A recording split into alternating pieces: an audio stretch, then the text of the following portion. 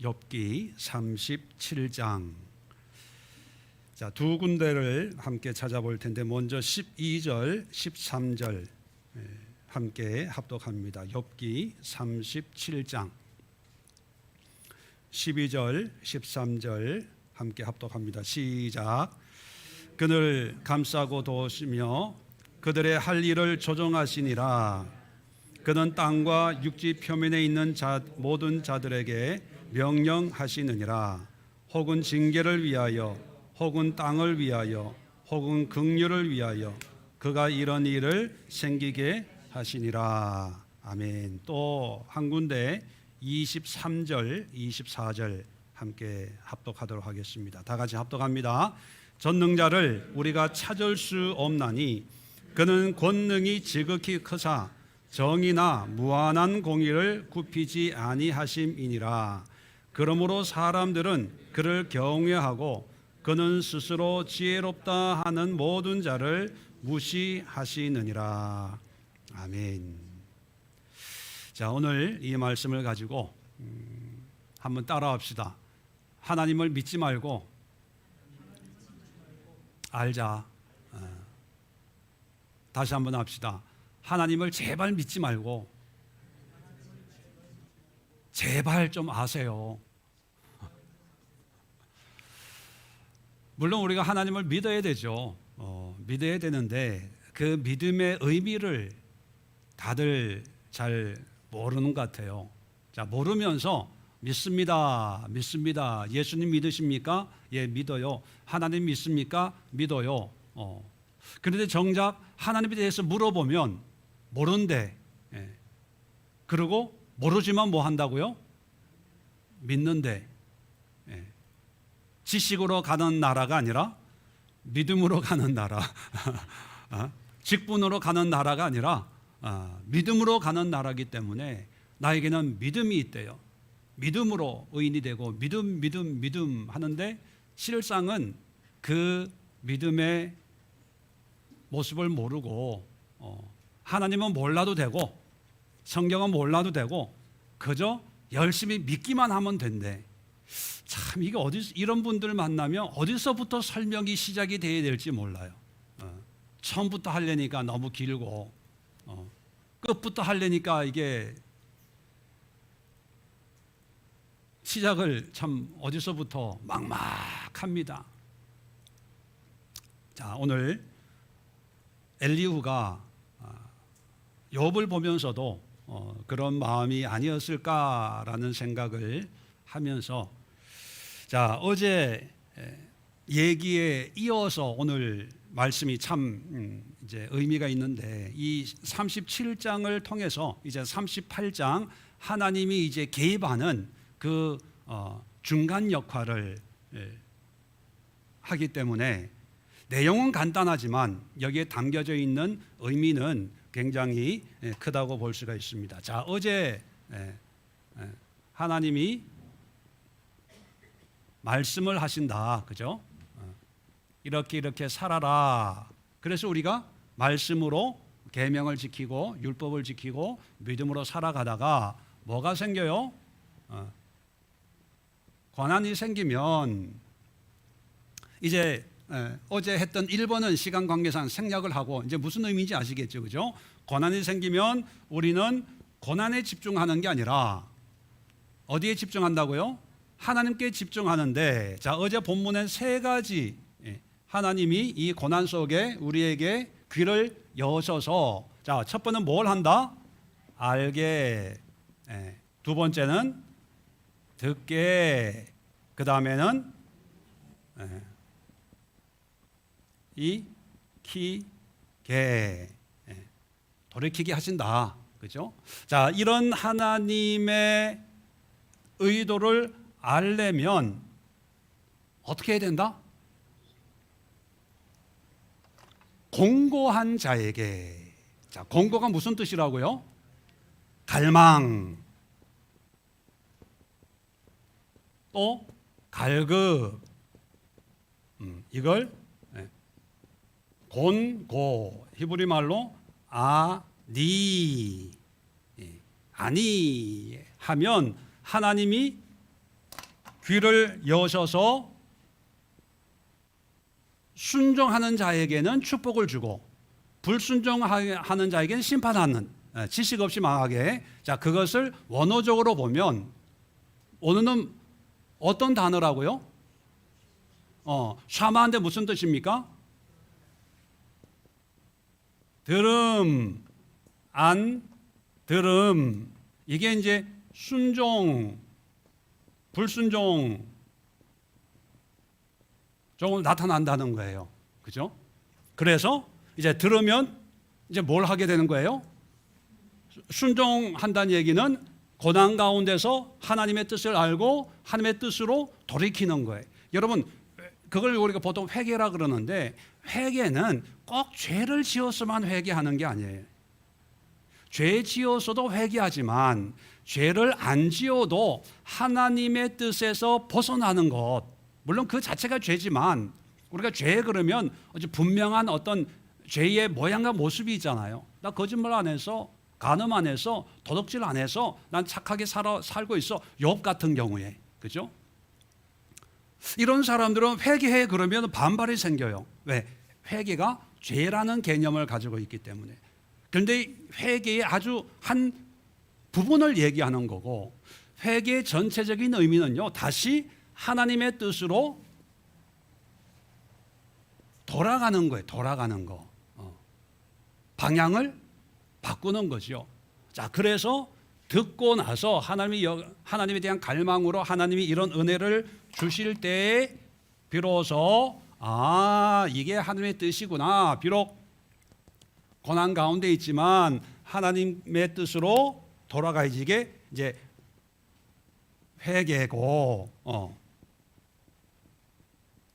그 회개의 제물, 대속물, 이걸 우리가 코페르다. 그래서 구약 시대에는 코페르가 희생 제물이었지만 신약 시대는 뭐예요?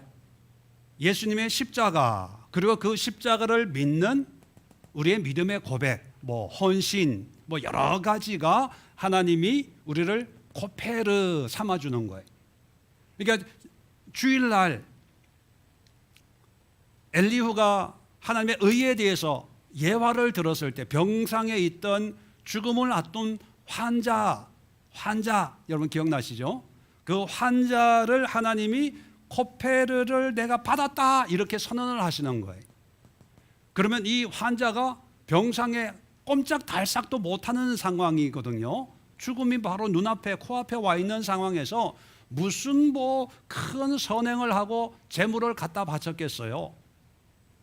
여기에서 누워 있으면서도 하나님의 정당함, 의로우심, 우리가 보통 복음 이렇게 표현할 수 있죠. 복음을 듣고 내가 물론 그 사람이 어떻게 회개했는지 모르지만 상상해 보면 내가 지금까지 잘못 살았구나. 하나님 용서해 주세요. 이제는 나에겐 희망이 없지만 내 삶이 후회되네요. 진작 이걸 좀 알았으면 이런 그런 회개의 마음을 가지는 거예요. 그랬더니만 하나님이 그것을 뭐로 여겨주시는 거예요? 코페르 대속물을 얻었다. 내가 받았다. 대속물이라고 여겨줄게. 그래서 요 뒤에 축복, 회복이 일어나는 거예요. 자, 이게 이제 엘리후가 욥에게 설명하는 믿음의 모습이라고 이제 성경이 얘기하는 거죠. 자, 여러분도 이런 엘리후가 설명하는 어떤 믿음의 실상, 여기에 동의하십니까? 우리가 추구하고 있는 것이 이런 신앙 아닙니까? 그죠? 우리 예수의 교회가, 그리고 제가 늘 설교하면서 이런 것을 늘 얘기하고 있고, 우리도 이런 신앙을 위해서 훈련하고 또 기도하고 그렇게 살고 있습니다. 그렇다면 자, 여기에서 제일 중요한 요소가 우리 신앙을 믿음을 믿음되게 만드는 가장 중요한 요소가 뭘까요? 왜 여기에서 공고한 자에게 귀를 열어주실까요? 하나님이. 예. 뭐에 대한 갈망입니까? 다시 평소 때도 대답하세요. 자, 이런 상황에서 고난이 있는 거예요. 고난에서 갈망하고 갈급해요. 자, 고난 속에 여러분들이 평소대로 갈망하고 갈급해 하는 게 뭐예요? 예? 제 집사람 뭐예요? 가장 갈망하는 거. 지금 돈이 없어. 경제적인 문제가 이제 생긴 거예요. 제일 갈망하는 거 뭐예요? 대답해 보세요. 목사님 아시면서 뭐 이런 뭐 물어봅니까? 자, 우리는 평소에는 다 알잖아요. 그런데 하나님이 귀를 열어주는 건 특별한 은혜거든요. 근데 이런 단계에서 갈망하는 사람이 갈망하는 게 하나님에 대해서 갈망하는 거예요. 하나님에 대해서 갈망하다 보니까 귀를 열어서 알게 하고 듣게 하고 돌이키게 하는 이런 은혜를 베풀어 주는 거예요. 그러면 결론적으로 얘기하면, 물론 욥이 신앙이 없는 건 아니에요. 믿음 생활을 하고 있는데, 욥 같은 경우에는 어떤 행위적인 것, 사람과 사람 관계, 일과 일 관계, 어떤 체면이나 뭐 이런 거에 이제 관심을 가지고 나쁜 짓 못하고 싫은 소리 못하고 도와달라면 거절 못하고 뭐 이런, 그래서 인정은 받고 또 존경은 받고, 누가 뭐라 그래도 욥하면 다 한결같이 칭찬 일색, 파도 미담이 끝이 없는 그런 사람이에요. 그러니까 누구나 다 믿음 좋다. 자, 이런 분이 우리 교회 장로님이었으면, 우리 애들도 이런 욥처럼 이런 신앙을 가지고 있으면 누구나 다 그렇게 얘기하는 동방의 의인처럼 훌륭한 자다, 이렇게 1장에 표현하고 있는 것처럼 이런 완벽한 신앙인으로 보는데, 실상을, 이 고난을 통해서 욥의 실상을 보니까 그게 필요 없는 건 아니에요. 말씀으로 그렇게 살아야 되죠. 그런데 부족한 게 뭐냐면, 자기 의가 너무 충만하다 보니까 하나님에 대한 갈망이나 갈급이 없다는 거예요. 하나님에 대해서 알고 교제하고 하나님의 뜻이 무엇인지, 또 하나님의 어떤 섭리의 모습을 생각하고 하나님과의 더 깊은 교제, 병상에 있다가 이제 고침 받은 사람이 그냥 직장 다니고 결혼하고 시집 장가가고 그걸로 끝나는 게 아니라 하나님께 기도해서 하나님의 얼굴을 보고 하나님의 공의가 회복되었더라. 그죠? 육적인 회복, 고난의 문제가 끝이 아니라 이 고난의 문제를 통해서 결국은 영적인 회복이 일어나야 된다는 거예요. 그 영적 회복을 통해서 이제 사람들에게 내가 이런 경험을 했습니다, 이런 은혜를 누렸습니다, 그게 신앙이 돼야 되는데, 거의 대부분은 여기서 끝나요. 고난 당했어. 그런데 이 고난을 어떻게 해결해가지고 이 고난의 문제가 해결된 거예요. 그러면 사람들에게 기도했더니만 이 문제가 해결됐습니다, 순종했더니만 하나님이 고쳐주었습니다, 헌금했더니만 하나님이 복의 복을 더해 주셨습니다, 담임 목사님 말씀을 하늘 말씀처럼 여겨서 신앙생활을 했더니만, 교회를 섬겼더니만, 교회를 세웠더니만, 뭘 했더니만 다 이런다는 거예요. 욥도 그런 유형의 신앙인인데, 그래서 욥이 엘리후가 당신에게 필요한 게 이겁니다. 하나님에 대해서. 우리는 여기까지가 우리 믿음이라고 생각해요. 말씀대로 사는 게 믿음 아니냐, 순종하는 게 믿음 아니냐, 하나님을 믿는 게 믿음 아니냐라는데, 이 믿음의 실체가 뭐냐면 단순히 믿습니다 하는 게 믿음이 아니고, 하나님에 대해서 알고 그 하나님의 은혜나 하나님의 존재나 하나님의 긍휼이나 자비나 하여튼 하나님에 대한, 하나님을 갈망하고 갈급하는 이런 마음으로 하나님을 알고 듣고 또 점검해서 하나님의 말씀으로 하나님의 뜻으로 계속해서 돌이키는 이런 순종의 삶, 이런 하나님의 음성을 듣고 순종하는 이것이 믿음이라는 거예요. 그러면 결론적으로 말씀드리면 하나님을 믿기만 하지 말고, 오늘 제목에 보면 우리가 보통 여기서 믿습니다 하는, 믿습니다만 남발하지 말고 뭘 하자? 알자. 이게 37장의 전체의 내용입니다. 자, 오늘 본문으로 들어가면 37장 1절 이제 좀 이해가 될 거예요. 자, 이로 말미암아 내 마음이 떨며 그 자리에서 흔들렸도다. 이게 뭐냐면 24절부터 이제 톤이 좀 바뀌어요. 이제 24절부터 이런 하나님의 어떤 능력을 이 자연을 통해서 이제 경험하는 거예요. 그 나머지는 좀 집에 가서 읽어보시고 36장 26절에 보면 하나님은 높으시니 우리가 그를 알 수 없고 그의 횟수를 헤아릴 수 없느니라. 이게 하나님의 섭리나 어떤 지혜나 권능에 대해서 우리는 알 수 없다. 너무 크신 분이니까 그 예로 27절에 그가 물방울을 가늘게 하시며 빗방울을 증발하게 안개가 되고 구름이 하면서 자연을 통해서 이제 하나님의 능력을 이제 얘기하고 있는 거죠. 자, 이런 하나님의 능력을 보니까 37장 1절에 두려워 떤다는 거예요. 이렇게 크신 하나님이구나. 자, 2절입니다. 자, 그래서 하나님의 음성 곧 그의 입에서 나오는 소리를 똑똑히 들으라. 자, 하나님의 음성을 들으라. 그러면서 3절에 그 소리를 천하에 펼치며 4절에 그 후에 음성을 바라시며 5절에 하나님은 놀라운 음성을 내시며, 이 자연을 통해서 하는 모든 어떤 자연 현상들이 하나님의 음성으로 이렇게 비유를 하는 거예요.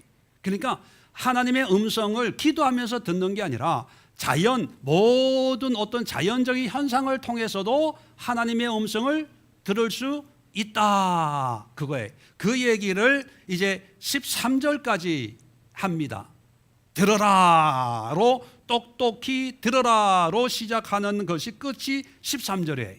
자, 14절부터 보면 욥이여 이것을 듣고, 자, 듣고 1절부터 13절까지 이런 걸 하나님의 음성을 듣고 가만히 있어서 하나님의 오묘한 일을 깨달으라 라고 하는 게 어디까지 가냐 하면 24절까지 가는 거예요. 그러니까 37장은 두 부분은 나눌 수 있어요. 1절부터 13절 내용은 뭐다? 들으라. 14절부터 24절까지 내용은 뭐다? 깨달으라. 두 개 합치면 배워라, 알아라, 그거예요. 배워야 되고 알아야 되는 이유가 바로 이것 때문에 그런 거예요.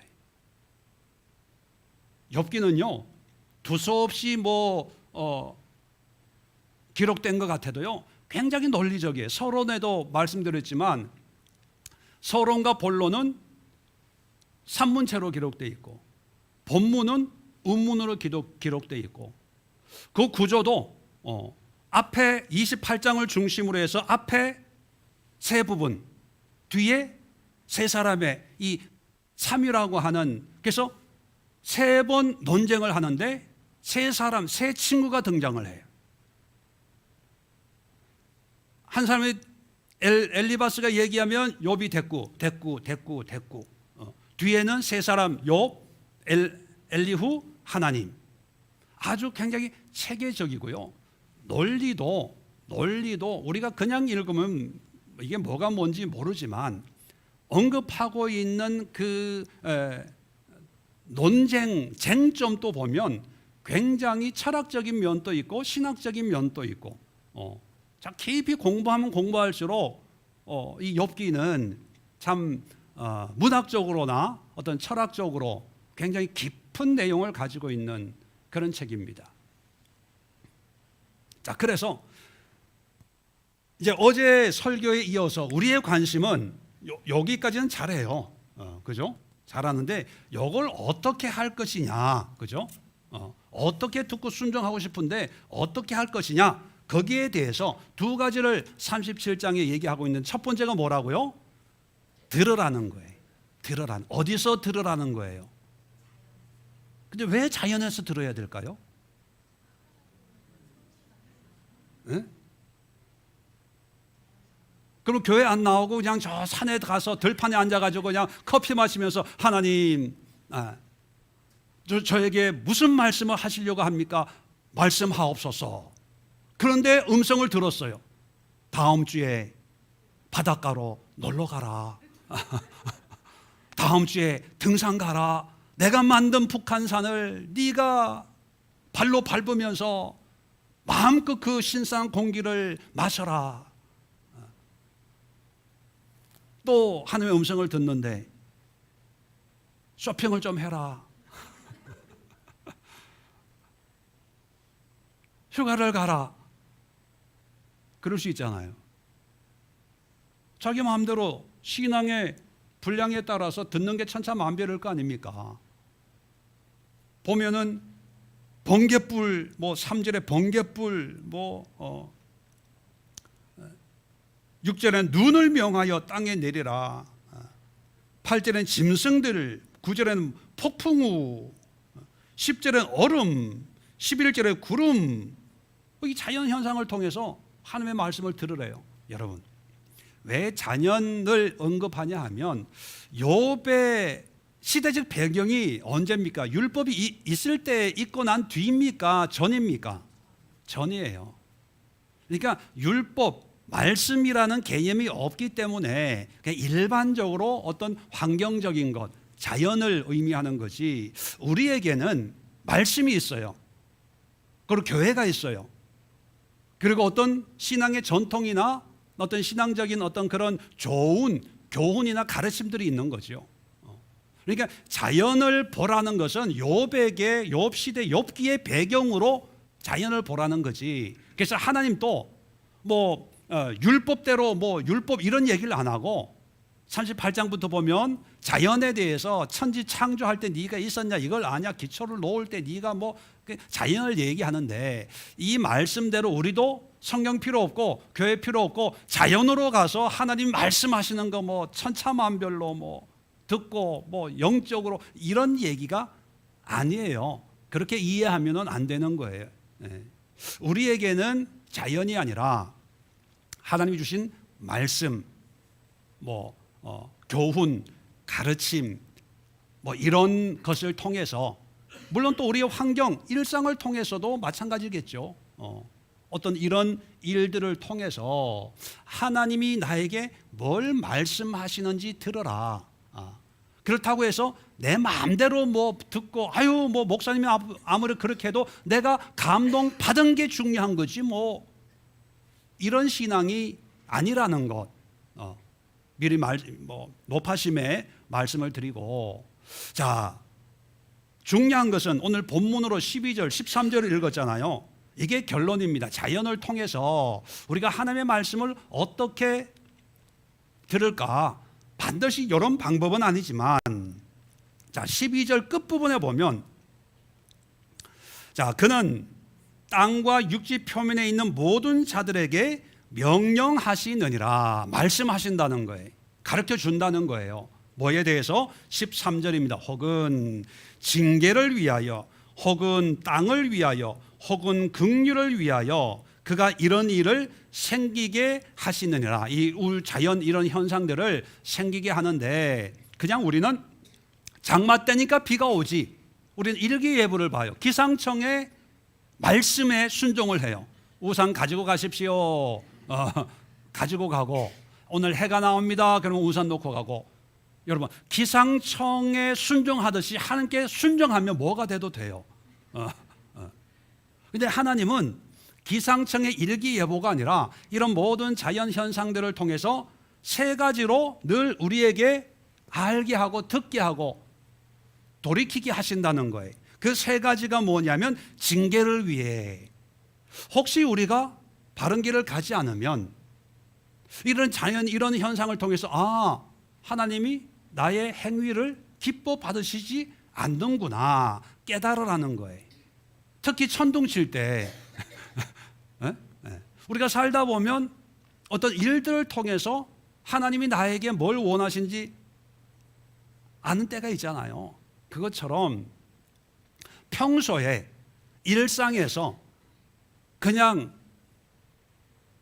평범하게 의미 없이 보내지 말고 어떤 일들을 통해서 이것이 나에게 주시는 하나님의 음성이 아닐까 그런 생각이 들면 그 생각 속에 어떤 하나님의 훈계, 교훈, 하나님께서 나로 하여금 깨닫게 하는 이런 메시지를 이런 걸 통해서 주시지 않을까. 그게 이 자연이 하나님이 우리에게 말씀하시는 징계를 위한, 훈계를 위한 하나의 통로로 사용하신다는 거예요.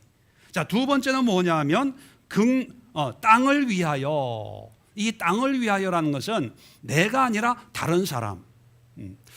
여러분, 태풍이 오는 거는 우리에게는 참 불편한 일입니다. 그죠? 사람들에게는. 그런데 이 해양 이런 걸 연구하는 분들은 태풍이나 이런 게 파도가 있어야 이 정화가 된다 그래요.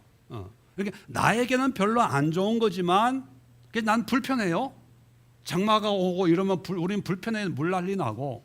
그런데 이 땅의 입장에서는 비가 와야 지하수가 채워지고 그 지하수를 통해서 또 다른 어떤 나무들이 자라고 하는 거거든요. 그러니까 땅을 위해서라고 하는 것은 제3자, 다른 사람 입장에서 나에게는 필요 없는 거지만 혹시 이게 지금 필요한 사람이 있겠구나, 필요한 것이 있어서 하나님이 이렇게 하시는구나, 그것도 하나님이 우리에게 말씀해 주신다는 거예요.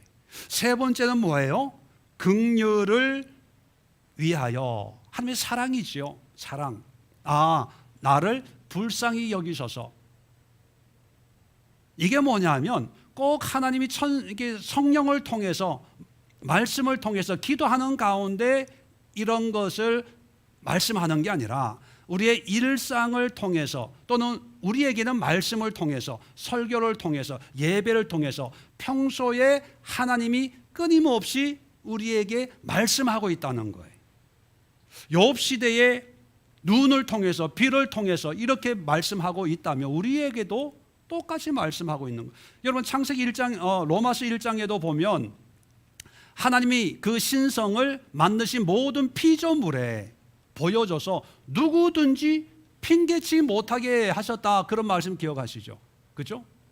우리가 조금 관심이 있으면, 마음에 하나님에 대한 갈망과 갈급함이 있으면 우리의 일상을 통해서도 충분히 하나님이 나를 책망하는 것을 느낄 수 있고, 나를 사랑한다는 걸 긍휼을 느낄 수 있고, 또 누군가를 위해서 은혜를 베풀고 있음을 우리에게 말씀하고 있다는 거죠. 그런 것을 평소에 들을 수 있도록 뭐 해라? 공고한 자가 되라. 갈망하는 자가 되라. 사모하는 자가 되라. 그런데 우리가 그렇게 살지 못하는 것은 하나님의 말씀을 안 했습니까? 우리가 관심을 두지 않았습니까? 성경은 뭐라고 얘기해요? 관심이 없어서 그래요. 그래서 믿음이 안 자라는 이유는 누구 때문이다? 나 때문에 게을러서 그런 거야. 한마디로 게을러서 그래. 그런데 그걸 모르고 기도해도 응답이 없는데, 뭐 말씀 봐도 잘 모르겠는데, 나한테는 그런 뭐 은혜가 안 오고 믿음이 안 생기고 뭐 안 믿어지는데, 다 자기의 게으름을 속이는 거예요. 포장하는 거예요. 갈망이 없어요. 갈망은 누가 가져야 되는 거예요? 내가 공부하면 내가 가져야 되는 거예요. 사모함은 물론 하나님이 주시는 은혜도 있지만, 또 우리가, 제가 믿음은 태도다 그렇게 말씀을 드렸잖아요. 태도.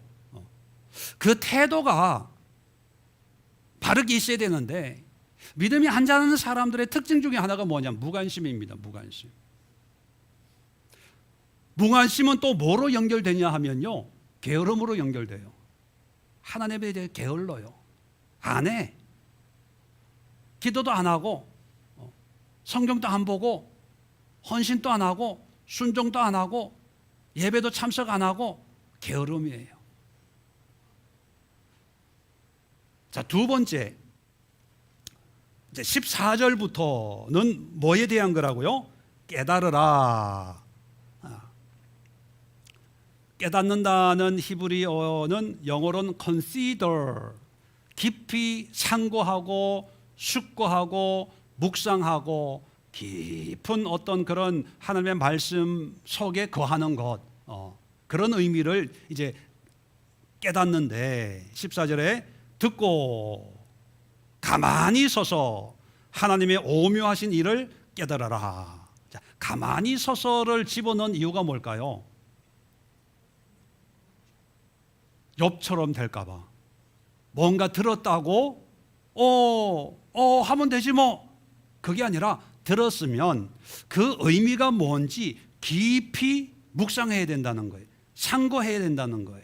자, 어떻게, 자, 또 15절부터 또 뭐 구름, 번개 뭐 이렇게 쭉 나오는데 그건 뭐 비슷한 얘기입니다.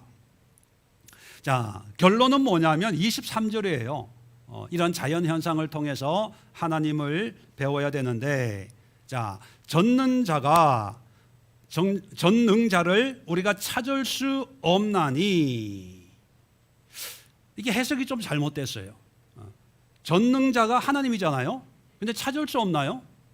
조금 전까지는 하나님의 음성이 뭐 눈을 통해서, 비를 통해서, 뭐 바람을 통해서 뭐 이렇게 들어라 이렇게 해놓고, 또 배워라, 깨달아라 이렇게 해놓고, 여기 와가지고는 우리가 찾을 수 없나니 그는 권능이 지극히 크사 정의나 무한한 공의를 굽히지 아니하심이라. 이게 헷갈리게 번역을 해놨어요. 이 찾을 수 없다는 이 단어는 맞자라는 단어, 맞자, 맞자.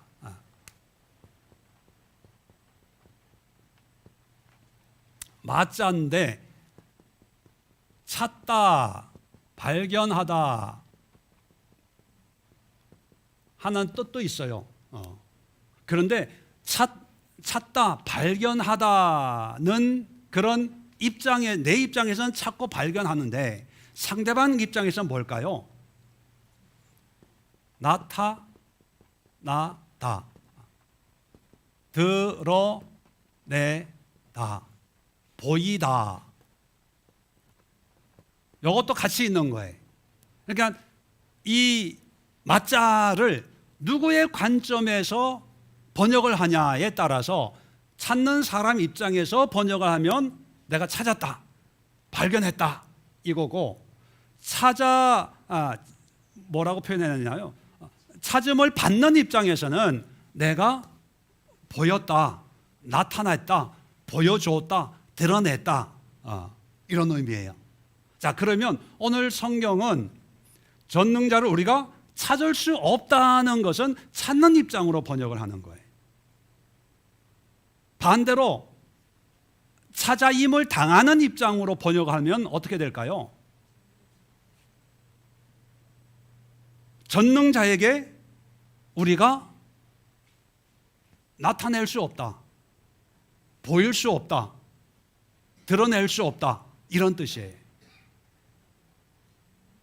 그러면 문맥으로 보면 하나님을 발견할 수 없다는 의미가 맞을까요? 우리가 이런 전능하신 하나님을 쭉 얘기하잖아요. 그런 전능하신 하나님 앞에 우리가 이제 초라한 인생이 짜잔하고 우리를 나타낼 수가 없다.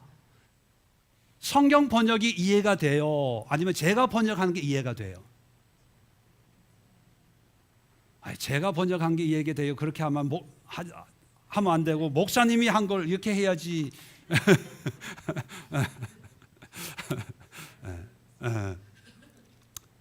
의미는 의미를 좀 더 쉽게 이해하려면, 자, 이렇게 큰 하나님, 22절에 하나님께서는 두려운 위험이 있는 분이에요. 자, 그런 분 앞에, 그런 전능자 앞에 우리가 설 수 없다는 거예요. 왜? 우리는 너무 부족한 존재니까. 그런 의미예요. 자, 그래서 하나님 앞에 설 수조차 없는 사람이니 그는 권능이 지극히 커서 정의나 무한한 공의를 굽히지 않는다는 거예요. 이게 무슨 뜻이냐면, 하나님은 하나님의 뜻과 섭리 가운데 우리에게 알게 하고 듣게 하고 돌이키게 하고 또 하나님의 모든 피조물들을 하나님의 권능으로 주관하고 계시는 거예요. 자, 그런 상태에서 우리가 가지고 있는 믿음의 의를 가지고 하나님 앞에 이거 왜 이렇게 하는 거예요? 왜 이렇게 역사하는 거예요? 왜 나에게 고난을 주는 거예요? 왜 내가 이런 핍박을 받아야 되는 거예요? 이렇게 얘기할 수 있다 없다? 없다는 거예요. 그리고 얘기한다고 해도 하나님이 우리 말 듣고 아유 미안 실수 내가 깜빡했네. 그래서 하나님의 뜻을 바꾼다 안 바꾼다? 안 바꾼다 그 얘기를 하는 거예요. 그러니까 좀 의역을 하면 전능하신 하나님 앞에 우리의 의를 가지고 우리의 의를 드러낼 수조차 없다. 왜냐하면 하나님은 권능이 지극히 큰 분이어서 우리가 이렇게 해라 저렇게 해라 한다고 그의 정의나 무한한 공의를 바꾸지 않는다. 다시 말하면 쉽게 표현하면 우리가 이런 인생을 살고 있는 우리가 뭐 대단하다고 하나님 앞에 이렇게 하세요 저렇게 하세요 얘기할 수가 있겠냐. 이 23절은 제가 시간이 없어서 그냥 건너뛰었는데 19절에 보면 우리가 그에게 할 말을 그 하나님입니다. 우리가 그에게 하나님에게 할 말을 그대는 욥 당신은 우리에게 가르치라. 우리는 아둔하여 아뢰지 못하겠노라. 엘리후가 뭐냐면 나는 너무 어리석어서 미천한 존재에서 하나님 앞에 하나님의 이런 경륜 앞에 뭐라고 할 말 없어. 혹시 너 그렇게 똑똑하고 잘났다고 하면 하나님 앞에 얘기할 수 있는 말이 있으면 나한테 좀 가르쳐 주라. 나는 할 말이 없는데 너는 그렇게 할 말 많다고 하면 나 좀 가르쳐 줘. 이럴 때 뭐라고 얘기하는 거야?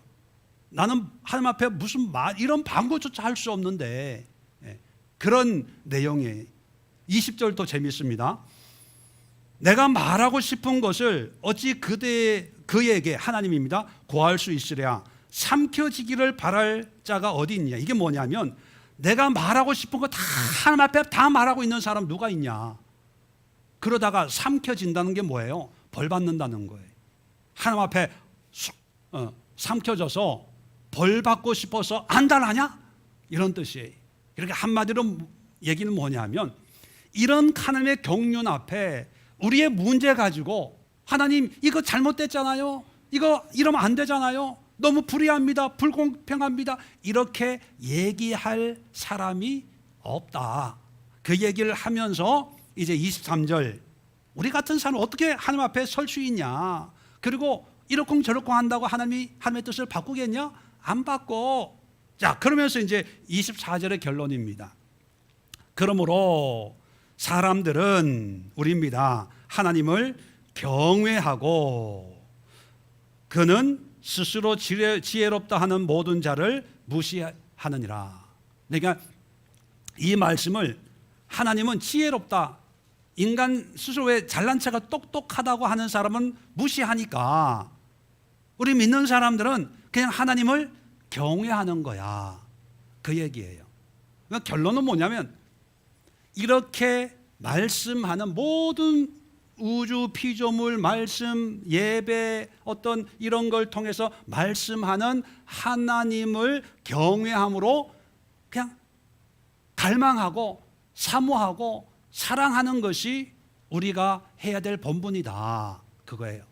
자, 그런데 여기서 경외라는 말을 좀 설명을 할 필요가 있습니다. 야레라는 단어인데 성경에서 처음으로 경외라는 단어가 사용된 게 어디일까요? 아니에요. 창세기.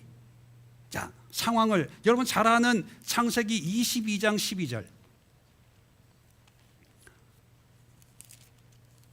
22장 12절 모리아산 사건 아시죠? 자, 창세기 22장 12절 자, 사자가 이제 모리아산 이제 번제를 이삭을 이제 번제를 드리는 그런 장면입니다. 자, 사자가 12절에 이르시되 그 아이에게 내 손을 대지 말라, 그에게 아무 일도 하지 말라. 내가 내 아들 내 독자까지도 내게 아끼지 아니하였으니 내가 이제야 내가 하나님을 경외하는 줄을 아노라. 이 경외 야레입니다. 자, 경외는 우리가 쉽게 영어로 fear, 두려워한다. 그래서 우리는 두렵고 떨림으로 섬기는 것. 근데 여기에 중요한 게 빠졌어요. 경외에 중요한 게 빠지는데 그냥 하나님을 두렵고 떨림으로 섬기는 게 아니고 지금 이 상황에 보면 아브라함은 이삭을 그냥 갖다 바치라는 하나님의 말씀에 순종하는데 그 순종이 두렵고 무서워서 순종합니까? 아니에요. 순종하긴 하는데 순종에 아주 중요한 요소가 개입이 되어 있어요. 우리가 그거를 신앙생활에서 잊고 살 때가 참 많아요. 그게 뭐냐면 무조건적 순종, 무조건적 두려움, 무조건적 어떤 경외가 아니고 이 경외에 순종하는 가장 중요한 게 뭐냐면 순종하라고 하는 그 하나님에 대한 알미예요. 암. 지식이라는 얘기예요. 무슨 얘기냐면 나에게 이삭을 갖다 바치라고 하는 하나님에 대한 이해가 있는 거예요. 지식이 있는, 아는 거예요. 아, 이분이 왜 나에게 이걸 하라고 하는지, 하나님이 어떤 분인지에 대한 이해가 있고 지식이 있어서 순종하는 거예요. 만약에 정부에서 제가 단임 목사가 이번 주에 여러분 이번 7월 이번 달 말에 여러 아이들 이제 주일학교 여름 성경학교를 이제 외부에서 하는데 9만 원인가 10만 원 정도 되더라고요.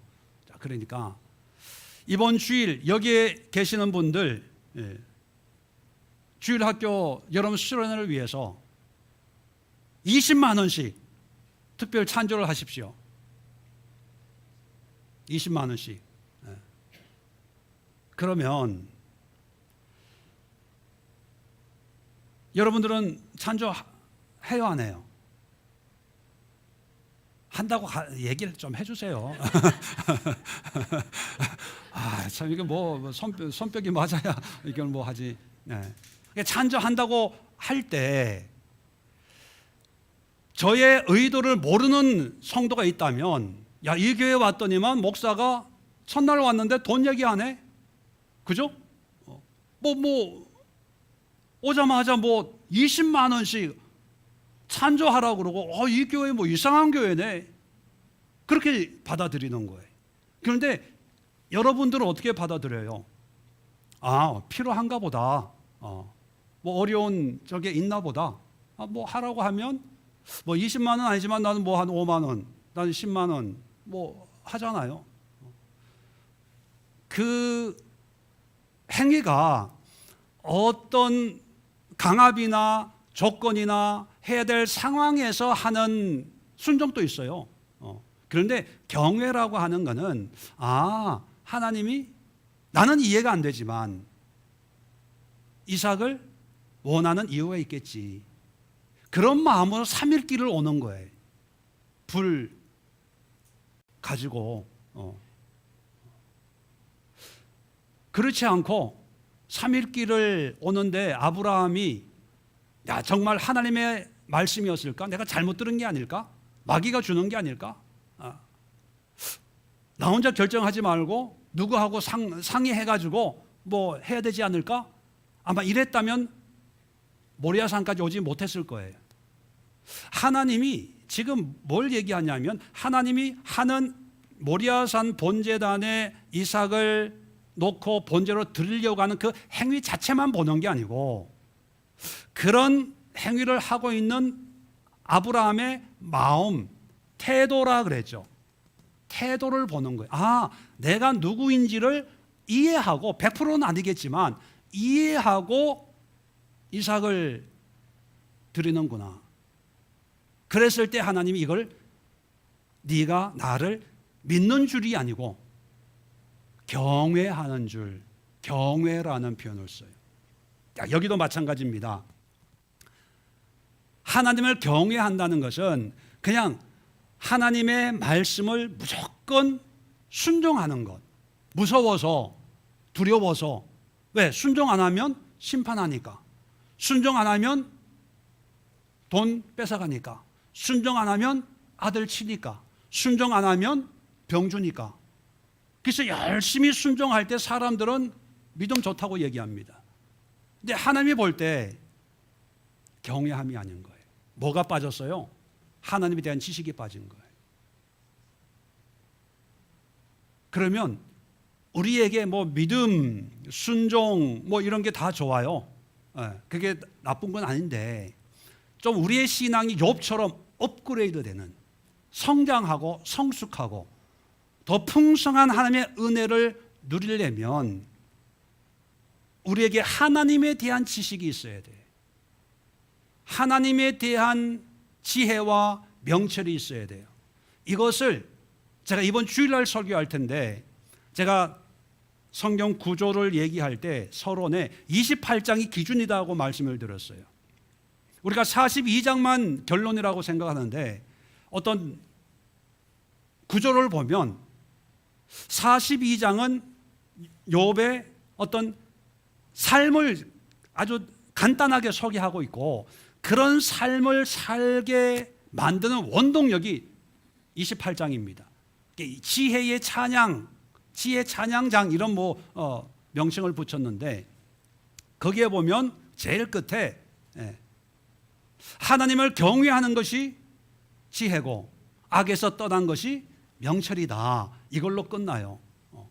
그런데 그게 목적이 아니고 1절부터 절수는 잘 모르겠는데 10절인가 11절까지 뭐에 대한 이야기가 나오냐 하면 광산에서 이 철광석, 다이아몬드, 금을 파는 광산에서 이 지하 보화를 캐내는 그런 장면을 예를 들어요. 1절부터. 그러면서 하나님의 어떤 지혜는 금보다 더 귀하고 뭐보다 더 귀하고 뭐보다 더 귀하고 이런 얘기가 나오거든요. 그런데 왜 1절부터 지하 자원을 캐는 채굴하는 걸 얘기하냐 하면 이런 하나님의 지혜를 우리가 금을 파듯이 다이아몬드 찾아내듯이 우리가 수고하고 애쓰고 갈망하고 갈급하면서 이런 하나님의 지혜를 찾아야 된다는 거예요. 하나님에 대한 지식에 대해서 이렇게 갈급해야 된다는 거예요. 자, 그런 갈급함으로 이제 욥이 산 거예요. 옛날에는 하나님에 대한 갈급함이 아니라 뭐에 대한 갈급함이었어요? 삶에 대한 갈급함이었어요. 그런데 이게 바뀌어진 거예요. 아, 이제 내가 지금까지 떠든 말 다 걷어들이고요. 이제 회개하고 이제 귀로만 하나님에 대해서 듣기만 했던 이것을 놓고 하나님을 직접 바라보면서 살겠습니다. 하나님을 바라보는 삶이 뭐냐 하면 광산 채굴하는 삶이에요. 그렇게 살았더니만 말년에 갑절에 축복이 임했더라. 그러면 우리도 마찬가지 아닐까요? 여러분, 하나님에 대한 갈망이 있습니까? 여기에 대한 갈망은 있어요. 정작 하나님에 대한 갈망, 이 갈망이 있으면 오늘 일어나는 많은 일들을 통해서도 하나님의 음성을 알고 듣고 내가 돌이켜요. 또 오늘 일어나는 많은 사건들을 통해서 하나님이 나에게 긍휼에 대해서, 징계에 대해서, 또 다른 사람에 대해서 하나님이 어떤 생각을 가지고 있는지 늘 말하고 있는데 문제는 뭐냐면 하나님의 말씀하지 않는 게 아니라 우리가 갈급해하고 갈망하지 않고 관심이 없다는 거예요. 무관심하다는 거, 그게 제일 큰 문제예요. 그리고 관심은 내 삶이에요. 남들이 나를 어떻게 보냐, 내 얼굴, 내 체면, 내 자존심, 내 자아, 이것을 어떻게 유지해 나갈까? 여기에는 관심이 있는데 정작 우리의 믿음을 믿음되게 만드는 하나님에 대한 지식. 그래서 호세아 선지자는 알자, 힘써 여호와를 알자, 하나님을 아는 것. 뭐 또 설명하면 야다. 여러분, 제가 뭐 귀에 닳도록 얘기한 야다. 그런 간절한 열망이 우리에게 있어야 됩니다. 오늘 이 시간 기도할 때 오늘 설교처럼 믿습니다만 외치지 말고 그 믿습니다라고 하는 게 사실 우리에게는 믿음으로 보일지언정 하나님에게는 믿음이 아닌 경우가 있어요. 그러니까 그 믿음 믿지 마세요. 대신에 우리가 하나님에 대한 갈망을 가지고 그 하나님을 하나씩 알아가면서 하나님이 나에게 말씀하시고 듣게 하시고 깨닫게 하시는 그 말씀에 순종해서 뭐 대단한 일은 아니지만 내 마음이 달라지고 말투가 달라지고 생각이 달라지고 행위가 조금씩 달라지고 그런 것이 하나님이 보시기에 하나님의 말씀을 듣고 순종하는 거, 이게 순종의 삶이에요. 이게 믿음의 삶이에요. 이런 것을 하나님이 대속물로 여겨서 하나님의 자녀 삼고 백성 삼으시는 거예요. 이해가 되시나요? 하나님에 대해서 갈망하세요. 사모하세요. 성경도 좀 보시고 묵상도 좀 하시고 말씀 공부도 좀 하시고 하나님에 대해서 그런 열정이 회복될 수 있도록, 관심이 회복될 수 있도록 우리 자신들을 위해서 이 시간 기도하는 시간